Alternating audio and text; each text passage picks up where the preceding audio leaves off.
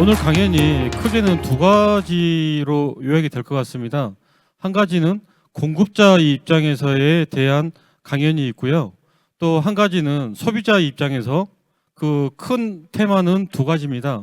지금 생활 전반에 자동차, 정수기, 여러 가전제품이나 그런 부분들을 보면 이제 렌트해서 살고 있잖아요. 왜 그러냐면 사는 것보다, 소유하는 것보다 렌트가 더 효율적이다.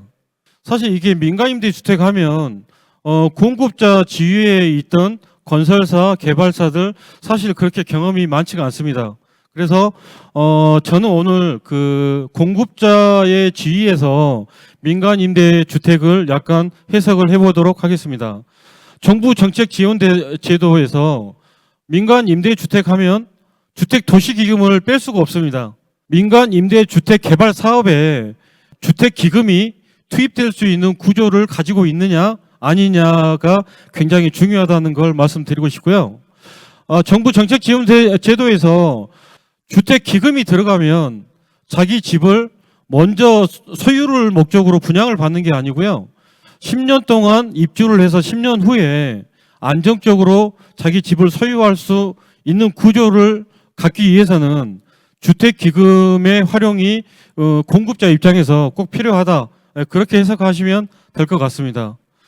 그 다음에 그 주택 공급자에게 그 정책 지원 자금이 나가는 게 주택도시기금인데 공급자에게 14년 만기 상한입니다. 이걸 좀 더 제가 쉽게 해석을 하면 여기 건설사들도 계시고 개발사들도 계시는데 1000세대 짓는 개발자한테 제가 호당 1억 2천입니다. 한도가. 올해 4월 5일부터 내년 4월 5일까지 한시적으로 2천만 원 한도가 늘어났습니다. 그래서 우리 은행에서 그 4월 5일 전까지만 해도 한도가 최대 한도가 1억이었는데 1억 2천을 그 호당 지원을 해줍니다. 그 건설회사의 공사비, 민간 임대도 PF 조달로 사업비 조달을 합니다. 그러면 PF 상환되는데 상환이 되고 건설회사 공사비 지급을 하는데 1,200억을 13년 후에 만기 상환을 한다고 하면 전반적인 현금 흐름에서 아주 좋은 환경이 나올 수밖에 없다는 것입니다. 그래서 이 민간 임대주택은 공공지원 민간 임대주택은 우리 은행의 기금 운영을 받을 수 있는 사업 구조를 가지고 있느냐 아니냐가 굉장히 중요합니다. 그 공급자 지위에서 요즘 주택 공급이 어려운 이유를 5가지를 한번 나열을 해봤습니다. 전체적인 개발 사업비 조달 계획, 사업성이 있느냐 없느냐. 요즘 신규 공급을 못하는 이유는 사업성에 따른 사업비 조달이 안 되기 때문에 실질적으로 이 신규 공급이 어려운 상태고요. 두 번째는 주택도시기금 대출 14년 만기, 기금 대출에 대한 건설사가 연대보증을 하냐 안 하냐. 연대보증을 하게 돼 있는데 민간임대주택의 구조에서 준공까지에 대한 한시적 보증이나 책임 준공, 연대보증보다는 좀 더 완화되어 있는 거죠. 그래서 책임 준공으로 국내의 주택도시기금이 얼마든지 들어갈 수 있는 구조를 만들 수 있습니다. 그 다음에 PF 대출의 보증, 굉장히 중요하죠. 그 다음에 허그 HF에 대한 보증, 분양 리스크, 마지막에 1번, 2번, 3번, 4번이 다 협의가 된 후에 가장 마지막에 나오는 건설사의 질문이 있습니다. 그 분양 될까요? 왜냐하면 민간 임대주택도 사업비 조달에서 기금이라는 재원이 들어가지만 결과적으로 분양물 공사합니다. 일부는. 예, 비율로 따지면 한 50% 정도 차지하는 것 같습니다. 그래서 이 분양이 중요하고요. 그 다음에 이 건설사업 원가 상승이라고 되어 있는데 민간 임대주택 또한 똑같습니다. 분양 리스크는 사업 원가가 상승을 하면 우리 일반 분양가가 상승을 하죠. 당연히 민간 임대주택의 임대보증도 상승을 할 수밖에 없습니다. 그런 차원에서 과연 이 분양 리스크가 존재하느냐, 또 분양이 다 끝났는데 미입주 리스크가 많이 발생이 됐습니다. 지금 현재 전국적으로 몇 군데는 미입주 리스크가 약간씩 발생이 되고 있는 걸로 알고 있습니다. 예. 그래서 건설사 공급자 입장에서 책임 준공하는 게 지금 상황에서 겁이 날 수밖에 없습니다. 왜냐? 지금 현재 그 착공을 해서 진행하고 있는 현장도 이 건설 사업 원가 상승 때문에 굉장히 고전을 하고 있는 걸로 알고 있습니다. 대략 전반적으로 한 30% 내에 건설 사업 원가가 현재 상승돼 있는 상태가 국내에 있는 건설 환경이지 않을까. 자, 첫 번째로 임대주택에 대해서 공급자가 활성화시키기 위해서는 가장 중요한 게 사업비 조달 계획인 것 같습니다. 결과적으로 사업성입니다. 예, 이 사업성에 따른 이 사업비 조달 계획이 제대로 세워지지 않기 때문에 현재 신규 공급이 안 되고 있는 상태입니다. 국내의 모든 개발은 소비자가 해결사였습니다. 왜냐? 분양을 받아야지 PF도 상환하고 공사비도 지급하고. 근데 불황기 때는 소비자가 선택에 대한 우위에 있는 겁니다. 공급자보다. 그러다 보니 이 건설사 이 사업비 조달이나 모든 개발 환경은 소비자가 관망하기 때문에 신규 공급이 안 되는 거고요. 이런 상태에서 신규 공급을 했을 때 분양자가 선택을 안 하면 착공이 들어갔을 때는 시공사가 그 책임을 이어받아야 됩니다. 그러다 보니 신규 공급이 그만큼 어렵지 않았나 싶습니다. 민간임대 주택은요, 많이 이렇게 그 약간 이해 부분에서 혼동이 되는데 공공지원 민간임대주택이 있고요, 장기 일반 민간임대주택이 있습니다. 그 공공임대주택은 여러분들 아시는 것처럼 뭐 LH, SH, 경기도공사 어떤 지역의 국가 공사가 사업 주체자 지위에서 공급을 했을 때 공공지원 민간임대주택이라고 하고요. 민간인, 건설사, 임대사업자가 개발하는 게 장기 일반 민간 임대주택인데 크게 세 가지로 나눠집니다. 사업 형태가. 똑같은 민간 임대주택인데 사업 형태나 구조에서 이 세 가지로 분류가 됩니다. 장기 일반 민간 임대주택, 공공지원 민간 임대주택, 민간 임대 협동조합, 이렇게 세 가지로 분류가 됩니다. 현재 이 민간 임대 협동조합은 표에 보시는 것처럼 전국에 약 150여 개의 민간임대 협동조합의 사례들을 찾아볼 수 있습니다. 실적으로 국내에서 민간임대 협동조합으로 허그 보증 사례가 없습니다. 그리고 민간임대 협동조합 사업 형태에서 우리 은행이 기금 대출을 해준 사례가 국내에 없습니다.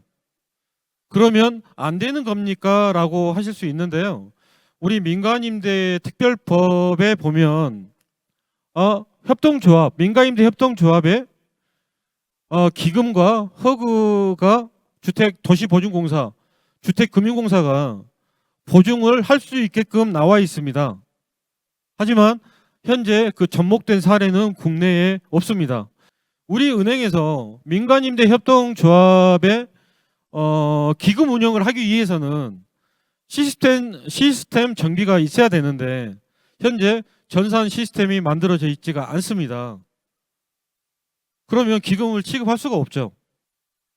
자, 주요 사업비 조달 계획에서 공공지원 장기 일반 민간 임대주택, 여기 보시는 것처럼 주택 도시 기금 대출이 가능하기 때문에 이 어려운 환경에서 사업비 조달하는데 가능합니다라고 지금 제가 설명을 드리고 있는 겁니다.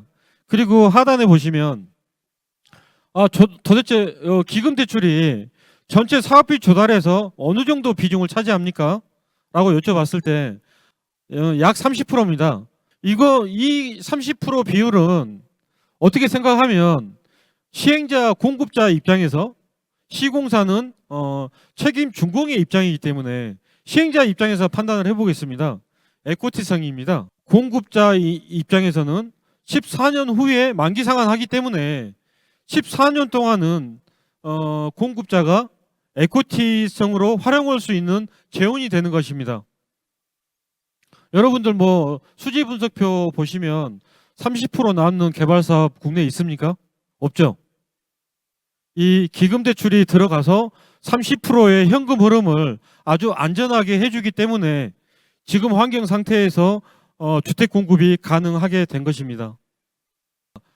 이 민간 임대 주택 또한 보시면 30%의 현금 흐름은 좋지만 건설사들은 아직도 물론 아주 좋다. 현금 흐름 좋고 보증도 많이 완화돼서 협의점이 있어서 좋습니다. 하지만 건설 원가가 올라가면 임대보증금 또한 같이 상승할 수밖에 없습니다.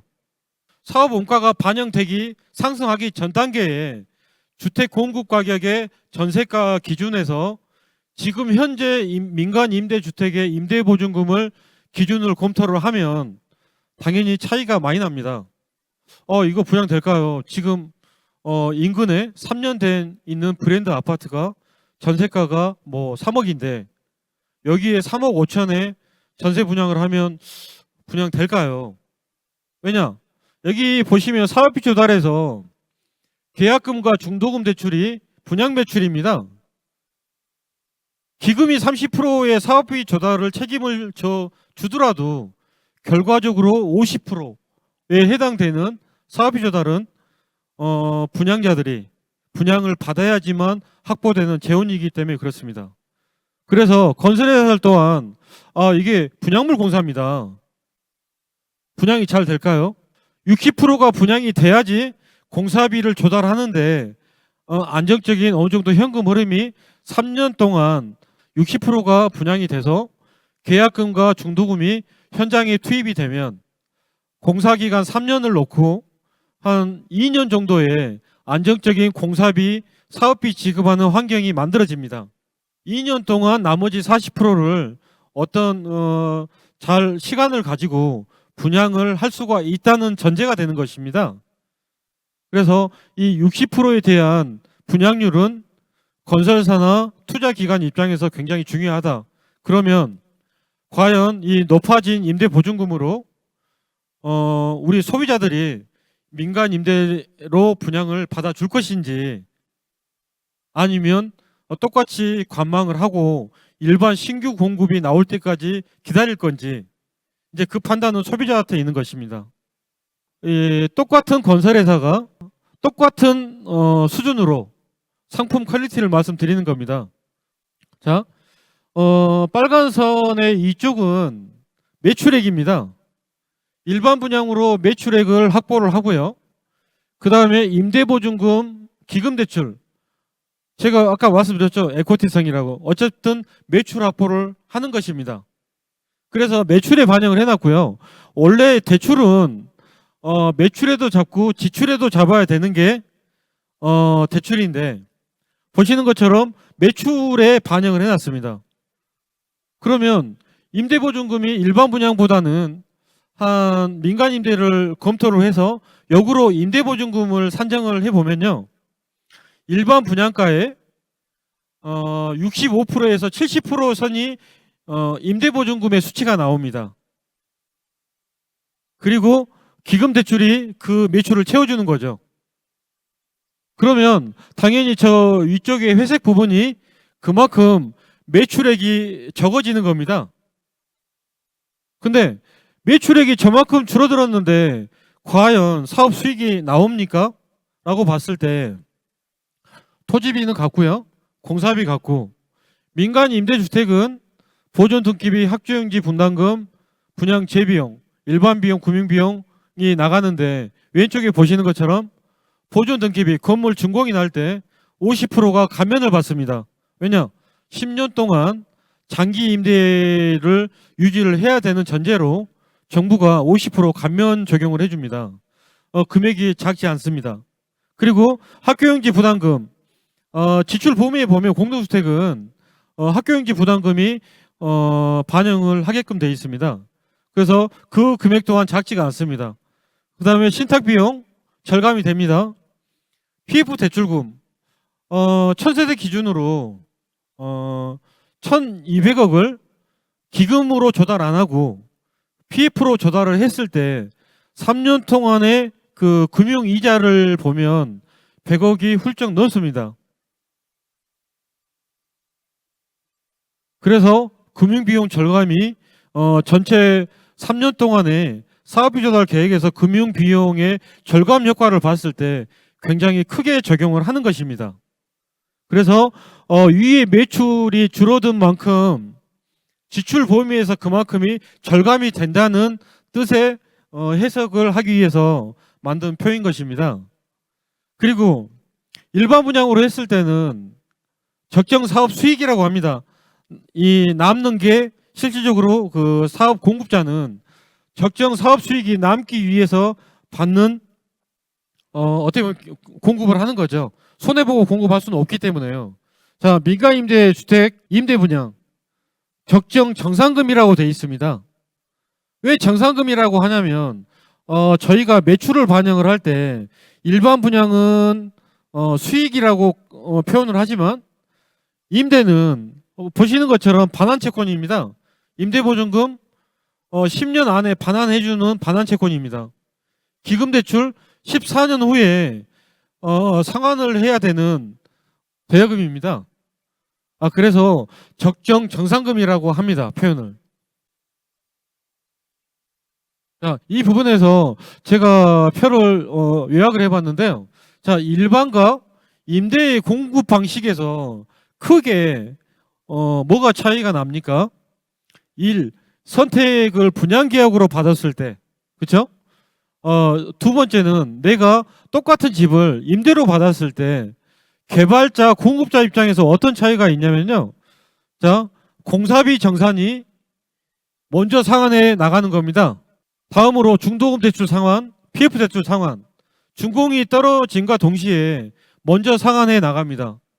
그리고 기금 대출 보시면 10년 후에 만기 상환을 합니다. 그래서 민간 임대주택 공급 방식은요, 모든 분양 계약 시점에서 소비자가 모든 리스크를 지지 않고, 왜냐, 지금 현장 우리 국내 부동산 환경에서 소비자가 선택을 하면 공급이 됩니다. 그렇죠? 그래서 이 분양 계약 시점에서 10년 후에 안정적인 분양 선택을 할 수 있게끔 기금이 들어가기 때문에 이런 구조의 공급이 가능한 것입니다. 기금 대출 굉장히 중요하죠.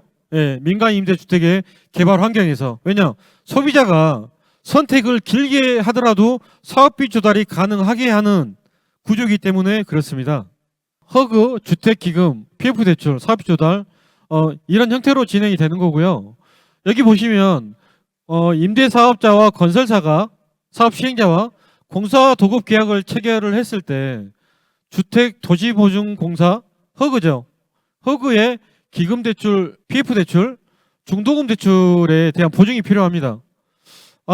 이 표를 보시면 HF 여기 보시면 허그가 있고요. HF 표기를 안 드렸는데 HF 또한 주택도시금융공사인데 똑같은 상품의 기능을 가지고 있습니다. 이런 형태의 보증을 통해서 사업비 조달이 가능한 것입니다. 일반 분양 계약 시점부터 준공 입주 시까지 분양 계약자가 갖는 모든 리스크 부담을 분양 대금에 대한 경제적인 부담, 미분양 리스크, 미입주 리스크, 분양 대금 납부에 대한 준비 기간 3년, 입주 때까지 3년이 걸립니다. 그리고 10년 동안 자기 부담, 대출, 취득세, 보유세가 발생이 되죠. 민간 임대주택은 일단 보유세가 발생이 안 됩니다. 10년 동안. 두 번째, 민간 임대주택은 임대차 계약 시점부터 3년, 준공, 임대, 입주 10년 동안 살면서 안정적인 주택을 마련할 비용을 만들 수 있는 것입니다. 보유 절감이 되고요. 자, 세 번째, 준공 시점에서 건설사, PF 대출 기간, 모든 사업비에 대한 책임 준공 시 주택기금보다 우선 상환해 갈 수 있는 구조는 유일하게 민간 임대 사업밖에 없습니다. 이 민간 임대주택은 분양자, 시행자, 건설사의 모든 이해관계자의 아주 안정적인 사업 구조를 가지고 있는 구조 형태가 민간 임대주택 개발 사업이다. 그렇게 설명드린 표입니다. 저희가 민간 임대주택 관련돼서 법무법인 해성, 동현회계법인, 정비업체, 건축사, 신탁회사랑 같이 이런 업무 영역을 분담을 해서 현재 컨설팅을 진행을 하고 있습니다. 저희 장기 일반 민간 임대주택에 2019년도에 강릉의 일반 분양 현장을 민간 임대주택으로 해서 저희 세무팀이 어떤 그 고객분들한테 어떤 민간 임대에 대한 세제 혜택이나 장점에 대해서 설명드린 사진입니다. 여기 보시면 다 민간 임대 주택이고요.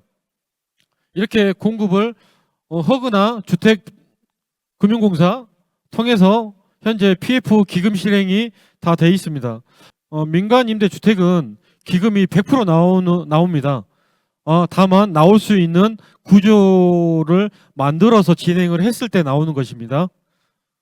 민간 임대 주택을 10개 이상의 현장을 허그 협의해보고 우리은행 협의해봤던 담당으로서 제가 관리형 토지신탁 구조에 대해서 허그 본사에 가서 부산에 있습니다. 왜 신탁사가 민간 임대 주택은 사업 주체를 대리할 수 있게끔 안전하게 해주면 좋을 텐데 왜 안 해줍니까? 라고 했더니 아직 해준 사례가 없습니다. 하지만 민간 임대 주택도 지금 제가 설명드린 표에는 안 나와 있지만 신탁 회사들이 민간 임대 주택에 사업 초반과 시공사가 정해지고 허그가 보증이 확정이 되고 기금 대출이 됐을 때 준공까지 안전하게 업무 수탁을 할 수 있는 제도가 있습니다. 그래서 여기에 무궁화 신탁 관계자분 와 계시고요. 고려 신탁 관계자분 와 계시는데 이 민간 임대 주택에 대해서 신탁 회사가 적극적으로 참여를 해주면 제 생각에는 민간 임대 주택의 공급 활성화가 빠르게 안전하게 되지 않을까 그렇게 생각하고 있습니다.